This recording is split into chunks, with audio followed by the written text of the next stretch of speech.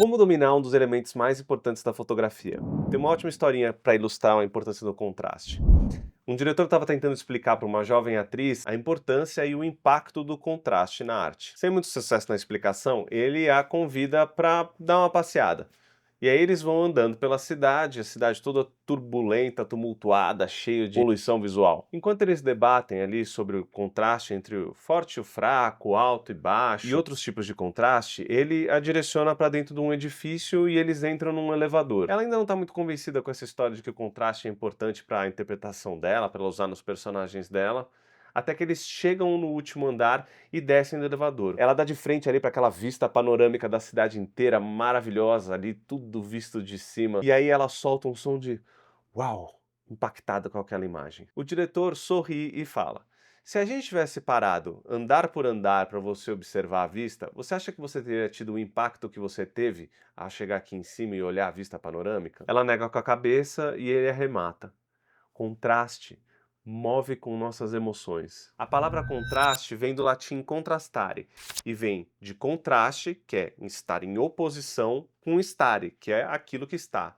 Ou seja, oposição àquilo que está. Como a gente falou no episódio de Escrever com Luz, luz é o material bruto da fotografia ou da cinematografia. Então, para criar contraste com aquilo que está, ou seja, com aquilo que é claro, você precisa daquilo que é escuro, você precisa de sombra. É como disse Lulu Santos, não haveria luz se não houvesse a escuridão. Pelo menos não haveria imagem. Isso porque o gradiente entre a luz e a sombra é o que gera formas. Mas afinal, como usar o contraste na imagem? A primeira regrinha é, se eu quero destacar aquilo que é claro, eu cerco de escuro. Um exemplo é essa cena aqui do filme 1917, onde a gente tem um rosto iluminado ali por uma luz lateral super claro, e aí em volta desse rosto você pode ver que o diretor de fotografia, o Roger Deakins, que é um gênio, cercou de escuridão para trazer esse contraste, para dar profundidade e para você poder destacar o rosto. Se eu quero destacar algo que é escuro, eu cerco de claridade. Esta cena aqui também do filme 1917, a gente tem o fogo e as luzes que estão ajudando esse fogo, criando um contraluz forte, destacando a sombra desse soldado que está aqui no primeiro plano e daquela fonte que está ali no ponto de fuga. E se eu quero destacar um objeto, eu coloco no ponto de maior contraste entre o que é claro e escuro. E nessa última cena aqui do mesmo filme, a gente tem um ambiente que, apesar de escuro, ele está parcialmente iluminado, mas tem uma luz mais intensa bem no centro do quadro,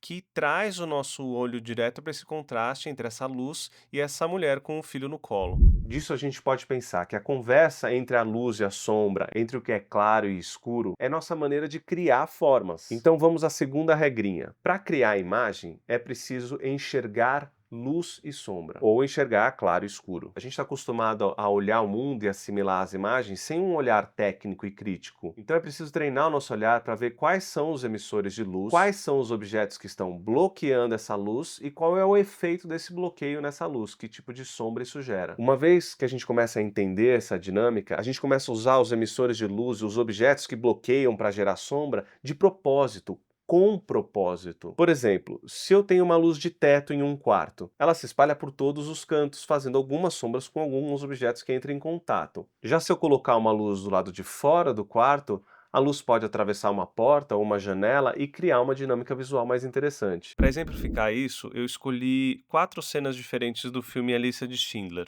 Todas elas têm a mesma iluminação vinda de uma janela, mas aí a maneira que ele manipulou essa luz para fazer 4 cenas diferentes é o que a gente vai olhar aqui. Nessa primeira, a gente tem a luz lá da janela e a luz da janela você pode ver que atinge os dois atores aqui. O fato dessa luz da janela não atingir essas paredes que estão atrás dele faz com que a luz que atinge eles faça um ponto de contraste. Nessa segunda imagem, a mesma proposta, só que invertida. A luz vem da janela e ela é usada para iluminar os atores, mas também para fazer formas no quadro. Na terceira, a janela é usada para fazer uma silhueta no ator, enquanto que a luz da janela e a parede preta no fundo é usada para criar um alto contraste no general sentado. Por último, os personagens estão do lado de fora e a gente está usando a janela para recortar eles, criando formas geométricas em volta do nosso personagem. Então, saber quais são as fontes de luz e quais são os objetos que recortam essa luz ajudam a gente a manipular a imagem para criar a imagem que a gente quiser, usando diferentes tipos de contraste para criar texturas, profundidade. E para desenvolver esse olhar, eu tenho duas dicas lindas, maravilhosas para você estudar. A primeira delas é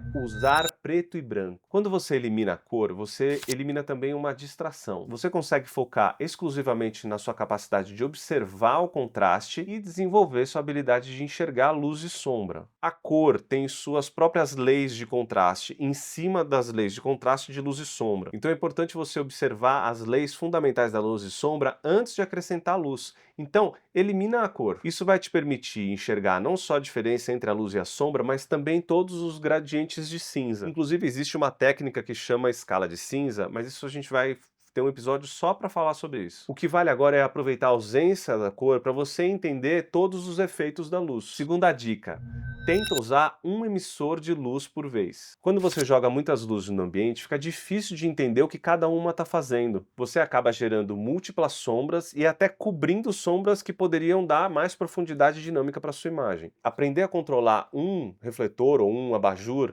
vai te dar a oportunidade de você ver o que aquele elemento está influenciando no ambiente. Que diferentes efeitos você consegue gerar. Vai te dar a chance de aprofundar na utilidade daquela luz em particular. Quando você se debruça apenas sobre um elemento de luz, você consegue entender exatamente o que ele está fazendo. E uma vez que você controla essa única luz, você pode acrescentar mais uma luz, sabendo o que você quer manter da qualidade do primeiro. Assim você vai montando a sua luz um emissor por vez. Terceira diquinha: brinque com os objetos para recortar a sua luz. Além de janela, porta, parede para recortar a sua luz, qualquer objeto físico pode gerar sombra, ou seja, ele é capaz de criar formas. Quanto mais perto do emissor, maior a sombra. E novamente, essa manipulação vai ajudar você a criar texturas, criar profundidades, criar imagens mais dinâmicas e interessantes do que só apontar a câmera e tirar foto. Então, para estudar e aprender a dominar essa força que é o contraste,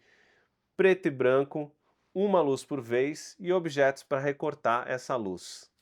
Ação.